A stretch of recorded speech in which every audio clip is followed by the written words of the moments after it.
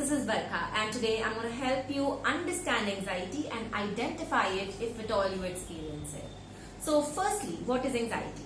Now anxiety is of two types. One is a clinical mental disorder, and that is not something I'm going to talk about, because if you experience that kind of anxiety, you would need to go to a psychologist or a psychiatrist who would diagnose you to have it, then help you take meds and therapy to help cure it. Okay, but today I'm going to talk about the other kind of anxiety, which is everyday anxiety that all of us experience sometime or the other in our life. And what is this everyday anxiety really? Everyday anxiety, in simplest of words, is a lot of worry. Whenever we feel scared about something's going wrong, whenever we feel worried that things are not going to go our way, that's when it's called anxiety. Now, the two common reasons for anxiety are problems with the thought process, really. Problem number one is that we overestimate the impact and the threat. And problem number two is that we underestimate our own coping abilities. So, for example, if you haven't finished your revision before the exam, and if you jump to a conclusion that this means I'm going to fail, you are overestimating the kind of harm and threat this is. And if you believe that if at all I fail, my life is going to come to a standstill, there's nothing I can do about it, there is no other way in the world, then you are underestimating your power to deal with a problematic situation. Now, whenever we kind of assume any of these two things, we are naturally going to feel anxious, right? So that is why anxiety happens in the mind. Another reason why anxiety happens is anxiety also happens in the body. It is, it is because of our neurochemicals. It is because of our hormones. It could also be a symptoms of some other physical or medical or biological problems, right? It's very important that you find out whether this anxiety is happening in your mind or body or both, because the treatment and the understanding of it depends according to that. Okay. Now, I'm going to also help you identify anxiety. So, what are the symptoms of anxiety? The first kind of symptoms of anxiety are the symptoms of the thought. Whenever you are anxious, you are actually not able to think. The focus is not on solving the problem, but the focus is more being stuck on the problem.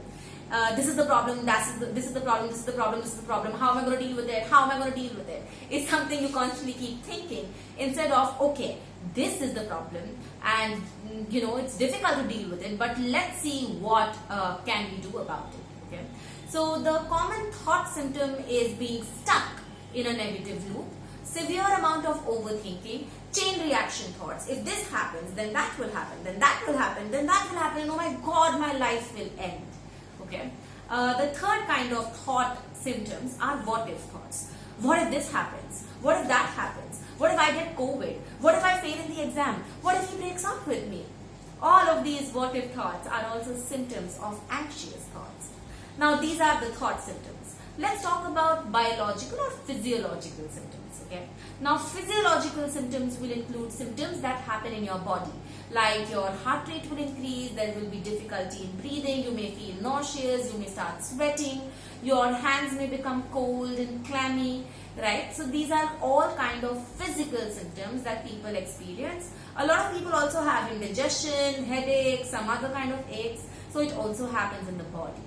Now, the third kind of symptoms of anxiety are the behavioral symptoms, meaning what is anxiety in terms of its reaction.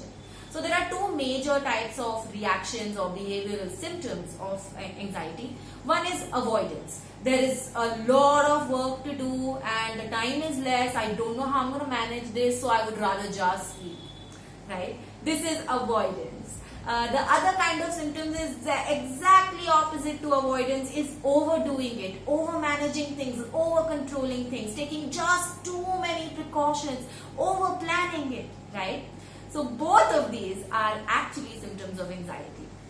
I hope I have been able to help you understand what is anxiety, when does it happen, what is its themes, and what are the common symptoms. If at all any of you are experiencing this, please understand that there is no need to diagnose yourself as having full-blown anxiety disorder. That's not your job. That is the job of psychologists and psychiatrists. So please go and consult them to rule this out. Second, go to a general physician, talk to them and see whether there are any biological causes of anxiety. Rule that out.